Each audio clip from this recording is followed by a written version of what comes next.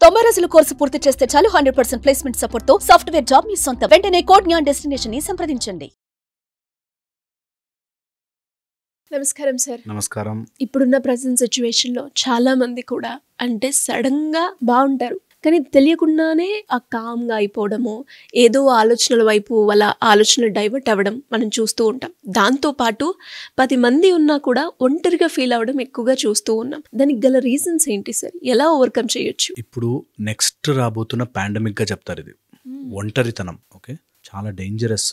ఎంతమంది ఉన్నా నాకెవరూ లేరు అనే ఒక భయంకరమైన మానసిక స్థితి. ఫస్ట్ అర్థం చేసుకోండి, ఇది అందరికీ జరుగుతుంది. మీకు లోపల నుంచి ఒక సైలెన్స్ రావడం వేరు, ఎవ్వరూ లేరు అనే భావనతో సైలెన్స్ రావడం వేరు. చాలా ఇంపార్టెంట్, ఇది గుర్తుపెట్టుకోవాలి. సో లోన్లీ ఎప్పుడూ అవ్వకూడదు. ఎంత త్వరగా దాని నుంచి బయటకు వస్తే అంత మంచిది. ఈ లోన్లీనెస్ ఎందుకు వస్తుందంటే ఎమోషనల్ ఎక్స్పెక్టేషన్స్ ఎక్కువైపోయి నాకు ఎవ్వరూ చెయ్యలేరు, ఆ ఎక్స్పెక్టేషన్ తీర్చలేరు అన్నప్పుడు ప్రాబ్లం వస్తుంది. ఈ ఎమోషనల్ ఎక్స్పెక్టేషన్స్ వచ్చినప్పుడు అందరూ అంత ఆ లెవెల్కి మ్యాచ్ కాలేక ఇంకా నాకు లైఫ్లో ఏమీ లేదు, ఏమీ మిగలలేదు, ఇంకెందుకు బ్రతకాలి, ఎవరి కోసం బ్రతకాలి అనే ఒక మానసిక స్థితికి చేరిపోతారు. ఒక కనెక్టెడ్నెస్ ఉండదు లైఫ్లో. అంటే నాకు ఏంటో బాలేదు అనే ఒక ఫీలింగ్కి వస్తారు. ఇది ఇనీషియల్గా చాలా చిన్నగా స్టార్ట్ అవుతుంది, స్మాల్ స్పేస్లో. ఒంటరిగా ఉన్నాను, నాకెవరూ లేరు అని ఒక స్టేజ్ ఆఫ్ స్ట్రెస్లోంచి వస్తుంది ఇది. అంటే పేరెంట్స్ నేను చెప్పింది అర్థం చేసుకోరు, అటు ఎవరో బాయ్ ఫ్రెండ్ వదిలేసాడనో, గర్ల్ ఫ్రెండ్ ఏదో అనేసిందనో, నాకు సరిగ్గా హస్బెండ్ అర్థం చేసుకోవట్లేదని అనే ఒక అర్థం చేసుకోలేరు ఇంకెవరు నా ప్రాబ్లం అనే స్థితికి వచ్చినప్పుడు లోన్లీ అయిపోతారు. ఏది చెప్తున్నా గొడవ అవుతుంది, ఏది చెప్పినా అర్థం చేసుకోరే అనే ఒక దాంట్లోంచి ఒక టైప్ ఆఫ్ వాక్యూమ్ వచ్చేస్తుంది, సైలెన్స్ వచ్చేస్తుంది. అది జైల్లాగా పెద్దగా మారి కబళించేస్తుంది. ఎంత భయంకరమైన రోగం తెలుసా? మనం ఎంత మాట్లాడించు, మా దగ్గర కౌన్సిలింగ్కి వస్తే ఎంత మాట్లాడించు, వాళ్ళు బయటికి రాలేరు, చెప్పలేరు. ఒక థాట్కి అంటుకుపోయి ఇంకా దాని నుంచి బయటకు పడలేరు. అది ఎంత గట్టిగా అంటించేస్తారంటే ఇంపాసిబుల్ టు కమ్అట్ అనేటట్టుగా తయారవుతారు. సో వెరీ వెరీ ఇంపార్టెంట్, దీని నుంచి మనం బయటపడాలి. అండ్ బికాస్ ఆఫ్ డిజిటల్ యుగం, ఈ డిజిటల్ యుగం పెరుగుతోంది కాబట్టి చాలా క్విక్గా వీటిని మనం ఆపగలగాలి. ఎందుకంటే అన్నీ అవుట్ సైడ్, మనుషులు కలిసేది లేదు, నిజమైన ఫీలింగ్ అర్థం చేసుకునేది లేదు. అంతా సిస్టమ్ ద్వారానో, ఫోన్ల ద్వారానో, మెసేజ్ల ద్వారానో, ఆ ఎమోజీల ద్వారానో ఇన్ఫర్మేషన్ వెళ్తోంది, కానీ రియాలిటీ ఏంటి అన్నది తెలియట్లేదు. ఇలా తెలియకపోవడంతోనూ ఆన్ టాప్ ఆఫ్ ఇట్ ఎవడో మోసం చేయడమో, ఏదో తెలియని నష్టం జరగడమో, మన లోపల ఈగో దెబ్బతిండము, అండ్ మన మనసు దానికి తగ్గట్టుగా నువ్వు ఓడిపోయావు, నీ లైఫ్ ఇంతే అనే ఒక కాన్స్టెంట్ నెగిటివ్ ఫీడ్బ్యాక్ ఇవ్వడం వల్ల అలోన్గా ఫీల్ అవుతారు. ఎంత డేంజరస్ ఉంటుందంటే బ్రెయిన్లో ఒక repeated stuck pattern of thoughts నడుస్తుంటాయి. వాళ్ళని నిజంగా డిసెక్ట్ చేసి వాళ్ళు ఆలోచించి చూస్తే అదే థాట్ నడుస్తూ ఉంటుంది. ఏమి చెప్పుకోలేని అలా ఒక సైలెంట్లోకి వెళ్ళిపోతారు. చాలా ఇంపార్టెంట్, గుర్తించి తొందరగా బయటపడడం. ఇలా ఎప్పుడైనా అనిపిస్తే రైట్ ఇట్ డౌన్. ఎవరికైనా ఇలా లోన్లీగా అనిపిస్తోంది, సైలెంట్గా అనిపిస్తోంది, ఏమి చెయ్యలేని నిస్సహాయతలో ఉన్నానని అనిపిస్తుంది అంటే రైట్ డౌన్, రాసుకోండి.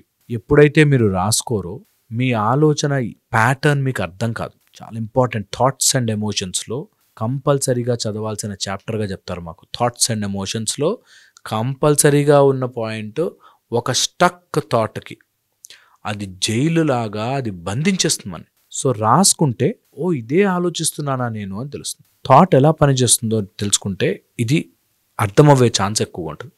ఒక థాట్, ఒక ఈవెంట్ నుంచి ఒక థాట్ వస్తుంది. అంటే లైఫ్లో ఒకటి జరిగింది, ఆ సిచ్యువేషన్ నుంచి ఒక థాట్ వస్తుంది. ఆ థాట్ మనం ఆలోచిస్తూ ఉంటే ఎమోషన్గా మారి దానిలోంచి ఒక ఫీలింగ్ వస్తుంది. కొన్ని రోజులు గడిచాక ఆ ఫీలింగే మనకి ఈవెంట్గా మారిపోతుంది. ఆ ఫీలింగే ఆ రోజు జరిగిన సీన్ యొక్క సారాంశము అని కన్ఫర్మ్ చేసుకుంటుంది. ఒక అతను నువ్వు వాటర్ ఇచ్చావు, గ్లాస్ ఆఫ్ జ్యూస్ ఇచ్చావు, తీసుకోలే, అంత అలా చెప్పుకుని వెళ్ళిపోయాడు. You felt bad. ఆ ఫీలింగ్ నీ లోపల ఉండిపోయి ఆ ఫీలింగే థాట్ని జనరేట్ చేస్తూ ఉంటుంది. నన్ను ఇన్సల్ట్ చేశాడు, నన్ను ఎందుకు ఇష్టపడలేదు, you have now there is no event, there is only a feeling. ఆ ఫీలింగే థాట్ని జనరేట్ చేస్తుంటుంది. నేను అంత ప్రేమించాను, వాడు నన్ను ఎందుకు వద్దన్నాడు అనే thought. Now your feeling has become an event and ఆ ఈవెంటే థాట్ జనరేట్ చేస్తుంది. ఓకే, సో ఈ థాట్ నుంచి, ఆ లోన్లీనెస్ నుంచి బయటకు రావాలి అంటే ఆ ఫీలింగ్ అని అర్థం చేసుకోవాలి. నేను ఏం ఫీల్ అవుతానో అన్నది నా చాయిస్. అసలు అది ఎడారి ప్రాంతం, ఎడారి, ఓకే, గట్టిగా చపాతీలు చేసి ఇట్లా 2 ముక్కలు అవుతున్నాయి ఇట్లా తెంపితే అదే అమృతంలా అనిపిస్తుంది ఆ టైంలో. ఎడారిలో మన తిండి దొరకకపోతే, ఓకే, మంచిగా ఫుల్ మస్తు మీల్స్ పెట్టున్నాయి, ఆ చపాతీ కొంచెం మాడినా కూడా ఇట్లాంటి తిండి పెట్టారా అనిపిస్తుంది. Feelings are circumstantial. నీ చుట్టుపక్కల నువ్వు ఎలా తయారు చేసుకుంటావో అలా ఫీలింగ్ మారిపోతుంది అన్నది గుర్తించాలి. సో ఇప్పుడు నా ఫీలింగ్ ఇలా ఉండనవసరం లేదు, ఇంకోలా ఏమో వాడు ఏదో పనిలో ఉన్నట్టున్నాడు, నేను వాడికి నచ్చాల్సిన పని లేదు, వాడిని ఎందుకు నేను ఇంప్రెస్ చేయాలి అనే ఆలోచన వచ్చిందనుకో తొందరగా బయటపడిపోతాను. ఎందుకు ఇష్టపడలేదు, మా నాన్న ఎందుకు నన్ను తిడతాడు, మా అమ్మ ఎందుకు ఇలా ఉంటుంది, నా బాయ్ ఫ్రెండ్ ఎందుకు ఇలా చేశాడు, నా భార్య నన్ను ఎందుకు అర్థం చేసుకుని, నా భర్త ఎందుకు ఇలా ఉన్నాడు, వాడు అలాగే ఉంటాడు. Is an easy thought. థాట్కి థాటే రీప్లేస్మెంట్. నీ లోన్లీనెస్కి థాటే కారణమైనప్పుడు, ఆ థాట్ నీలోనే ఉన్నప్పుడు ఆ థాట్ని అధిగమించడం కూడా నీ చేతిలోనే ఉంటుంది అన్నది పాయింట్. ఇదే జ్ఞానం తెలుసా. జ్ఞానం అంటే ఏంటి తెలుసా, కళ్ళు మూసుకొని ఆలోచించి ఓహో ఇదా సరే అని ఫుల్ స్టాప్ పెట్టడం, అది జ్ఞానం. ఒక ఆలోచనకి అంతము చెప్పడమే జ్ఞానం. జ్ఞానం యొక్క పర్పస్ ఆలోచించి నేను ఎందుకు ఇంత సఫర్ అవుతున్నా, సఫర్ అవ్వనవసరం లేదు అని ఎండ్ చేయగలగడమే జ్ఞానం. అది తెచ్చుకోవడం చాలా ఇంపార్టెంట్.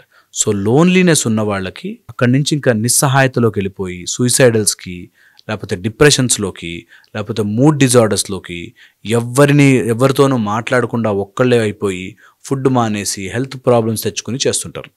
సో ఎప్పుడు లోన్లీనెస్ వచ్చినా అస్సలు దాని నుంచి బయటకు రావాలి అనే మైండ్ సెట్లోకి వెళ్ళాలి, నెంబర్ 1. సెకండ్, మీకంటూ ఒక పర్పస్, నీది, you are an individual soul and individual life. నీకంటూ ఒక లైఫ్ ఉంది అని తెలుసుకోగలగాలి. ఆ లైఫ్కి నాకు నచ్చినట్టుగా మార్చుకుంటా, ఎవడో ఏదో చేశాడని నా లైఫ్ని పిచ్చిగా చేసుకోను అన్నది ఇంపార్టెంట్. ప్రతి వ్యక్తి ఇది ఉండాలి మైండ్లో. ఏదైనా సిచ్యువేషన్ కావచ్చు, నేను ఇక్కడ సంతోషంగా ఉంటాను, నేను ఇక్కడ ఎంటీ ఫీల్ అవ్వను, నాకు ఎవడు వినట్లేదు అనుకునే స్టేజ్కి వెళ్ళాను, నన్ను అర్థం చేసుకోలేడు అని అనుకోను, ఎవరో ఒక హయ్యర్ సోర్స్ నన్ను అర్థం చేసుకుంటుంది, నా లైఫ్లోకి ఇది ఇచ్చిందంటే నేను ఏదో బాగుపడాలని ఇచ్చింది అని తెలుసుకో. చాలా ఈజీ ప్రాక్టీస్. ఎవరైనా ఇలా ఉంటే స్టక్ అయిపోయి ఉన్నారు అంటే వాళ్ళ మూలాధారము, స్వాధిష్టానము స్టక్ అయిపోయి ఉంది, అందుకని దాన్ని బ్యాలెన్స్ చేయాలి. మళ్ళీ అటు తిప్పి అక్కడికే వస్తుంది. Breathe deep, exhale all the negative thoughts. Patterned థాట్స్లోకి వెళ్ళొద్దు. ఈ ప్యాటర్న్ థాట్స్లోకి వెళ్ళకుండా ఉండాలంటే ఒక మంత్రం తీసుకుని జపం చేయండి, ఒక ప్రాజెక్ట్ తీసుకుని పని చేయండి, ఒకటి ఏదైనా డెవలప్ చేయండి. మీరు నమ్మరు, ఏదైనా మనము చేస్తే ఏ కష్టం ఉండదు తెలుసా. ఏదైనా కనిపెట్టాలి, అది చిన్న పనైనా కావచ్చు, ఏదో ఒకటి చేయాలి. అందుకే learn craft, learn an art, music, సరిగమ నేర్చుకోండి, లేకపోతే ఏదైనా పాట నేర్చుకోండి. ఇది ఇంపార్టెంట్, చాలా చాలా ముఖ్యం. ఎప్పుడో ఇట్లాగే ఆలోచన వచ్చినప్పుడు నాకు అనిపించింది, ఎప్పుడైతే మనకి అందని దాని గురించి ఆలోచించడం మానేసి ఏది అందినా సరే అందులో సంతోషం వెతుక్కోవడం స్టార్ట్ చేస్తామో లైఫ్ విల్ బి బ్యూటిఫుల్. అందని దాని గురించి ప్రయత్నం చేస్తాం, అందిన దాంతో సంతృప్తిగా ఉంటాం. అదే బ్రాహ్మణత్వం అంటారు. బ్రహ్మజ్ఞానం తెలియడం అంటే సంతృప్తిగా ఉంటూ ప్రయత్నం చేయడం. అన్నీ ఉన్నాయి, అంతా ఉంది, నేను ఏం తీసుకురాలే, ఏం పోవట్లే, సంతృప్తిగా ఉందాం అని అనుకోవడమే బ్రహ్మజ్ఞానము అంటారు. చాలా ఇంపార్టెంట్, తెలుసుకోవాలి. బ్రహ్మజ్ఞానంతో అన్నీ ఉన్నాయి మన దగ్గర. యూనివర్స్ ఈజ్ మై మేనిఫెస్టేషన్ అనే ఒక రియలైజేషన్లోకి వచ్చి హ్యాపీగా ఉంటే చాలా బాగుంటుంది. లోన్లీనెస్ నుంచి కంపల్సరీ బయటపడండి. ఎంతోమంది ఉన్నాం మాలాంటి వాళ్ళం మాట్లాడడానికి, చెప్పుకోవడానికి ఒక సోర్స్ పెట్టుకుని కంపల్సరీగా హ్యాపీగా ఉండండి. Thank you sir, thank you so much.